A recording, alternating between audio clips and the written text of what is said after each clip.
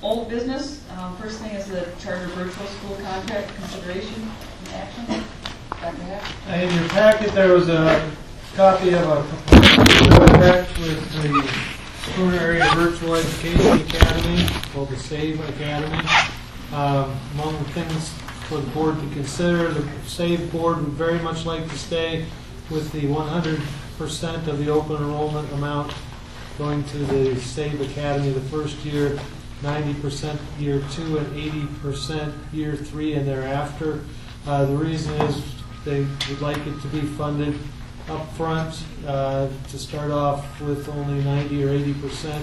They thought we put them in a funding, wouldn't give them the funds that they need to get going right away. And we do not want to underfund the program. The proposed charter school would be a non-instrumentality of the district. That means that the employees of the SAVE Academy would be employees of the SAVE Academy, not employees of the Schooner Area School District.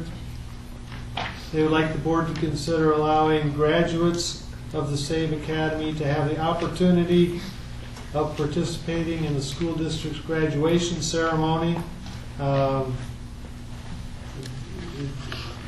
Having a graduation ceremony for the SAVE Academy would be very small, and if this is part of our school district, then perhaps they should be allowed to participate in the Schooner Area School District's graduation. Another thing to consider, however, is that the alternative school that we have presently does not participate in the Schooner Area School District's graduation ceremony. They have their own graduation.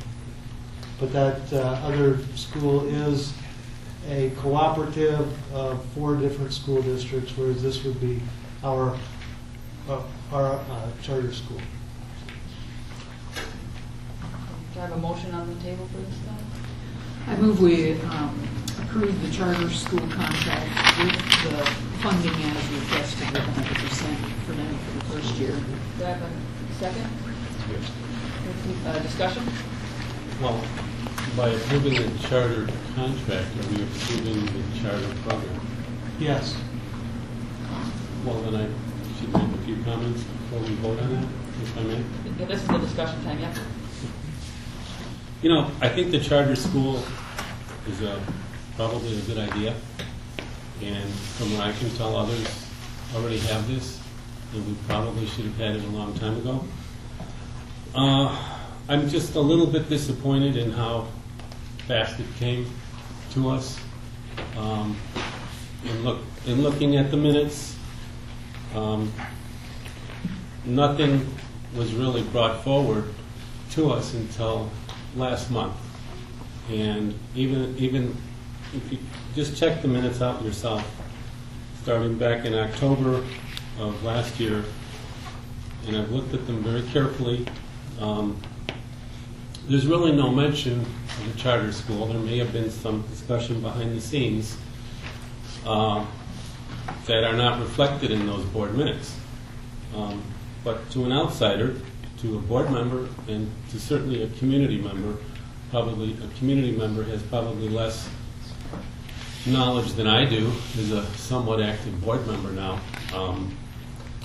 But even in March, the whole idea on the agenda of charter was scratched from the agenda. We didn't talk about it. And then in April, and the April minutes are not even out yet, but the agenda was out, and I was at that meeting, is when we first started talking about the concept of a charter school, and that some parents have gotten together and they kind of want this, and they discussed some of the issues, and that's basically what we were told. 3 sentences. And then on May 9th, the financial picture was disclosed to us. We got a couple of pages about the finance picture, and that was just less than 2 weeks ago. And then we were told also at that April meeting that there were some parent meetings coming up, and I attended 1 or 2 of them. So I kind of familiarized myself with what you guys were talking about. But now, so basically it starts in April, and we're asked to vote on this in March, in May. And I don't think, even though it's a great program, I'm feeling pretty uncomfortable with the process, and you're going to hear a lot from me on process and procedure now that I am a board member, because I think it's extremely important that we follow certain protocols in regard to procedure. We just can't rule on things in terms of substance all the time if the way we do things is sped up so much that we're basically uninformed. And if I feel uninformed, I know that the community at large is rather uninformed. They have to be less informed than I am. I think I would have liked to have seen a comprehensive presentation given to us, certainly, which has not been done to any degree. I appreciate Mr. Melton's comments on May 9th at that special board meeting. He seems like he understands what's going on, and I'm grateful for that. But, you know, this is a public trust, and it's not a private board meeting where we shouldn't be concerned about what the public and the community thinks. We have to convince them and inform them every step of the way on major initiatives. And in that process, we also inform ourselves as board members. By informing them, we're informing ourselves. And then we, over time, over, let's say, 3 board meetings, 3 regularly scheduled monthly board meetings, we put these things on the agenda.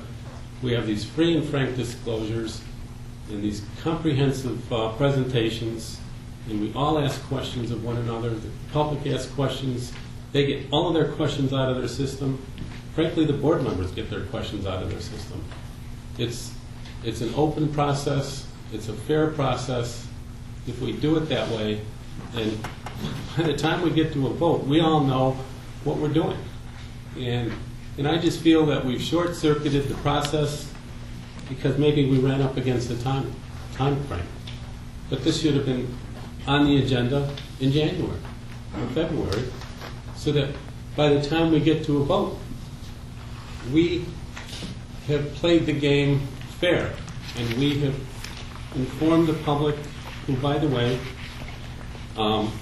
in a public trust is extremely important to us. They pay the bills. And when we go to a referendum, they remember these things, and they are very mindful of how we treat them. And if we go through the back door and speed a process up that is a major initiative, and then it's going to cost them pretty good money, then we do it in a month, just because the administration wants it. I think we're cheating the process, we're cheating the public, and we're cheating ourselves in the process. And I don't believe it was just the administration that wanted this. well, it doesn't matter. It's the way it's happening. It's a matter of process. It's not it's not what we do. It's how we do it.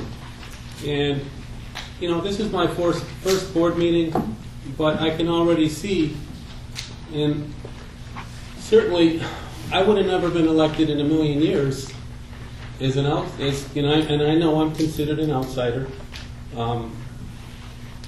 If what I said didn't resonate with some people, they do care how we do things, and they do care how we are perceived in our procedures. And it's not just a matter of what we do, it's a matter of how we do it. And we can approve this tonight, and you may have your quorum to do it, but the process is circumvented. It's not necessary to do it this way. All we had to do was start this process early on. It's the right thing to do for everyone. Then at the end of the day, we can say, hey, we went through the process in a nice, fair way. Everybody had their questions. Frankly, I don't even know some of the questions because I haven't been informed by any kind of a comprehensive presentation. And that's scary, not only that you don't know the answers, but when you don't even know the questions. That's scary to me. And I rarely admit I don't know the questions, but I know that based upon what's been presented to me thus far, I don't think I should know all the questions at this point. And once again, you can continue to do it this way if you want, but I think we're making a mistake because we need the trust and the respect of our neighbors, and it's critical that we have that in order to go ask them for some money. And it's even the right thing to do, even if they're not going to pay us any money. It's the right thing to do because it is a public school, to inform people and to inform ourselves at the same time. So I feel a little disappointed on that it's happening like that. And it's certainly, my comments apply to 4K as well. It's the same deal. Only with maybe an extra month or two of talk.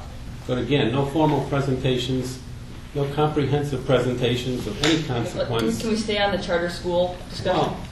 Well, I'm trying to save you. Well, no, we have to stay on the item that My we're discussing. comments apply to that as well. Well, we have to stay on this item. This is the You're agenda right. item. You were right. But in summation, it's our duty as elected officials to inform and to be fair and open and transparent with our community. And because this has happened within a little more than a month, I don't believe that we have fulfilled our obligations. And that is my point. I hope that you will consider these thoughts, but it's up to you to consider them carefully as we go forward, because I don't want my job made any harder than it is to get funding for this community when we can't honestly say that we did the procedure in the proper way. Thank you. Sorry. Thank you. Any other questions? Is this, they have a different location, this won't be at our facility?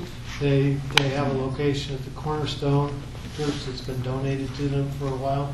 And if need be, we would have a location available for them here, for example, for a library facility or something like that. And then, are they doing K through 12 or K through a certain grade to start out with, or do we know? They're doing K-12. Okay. Any other questions or discussion?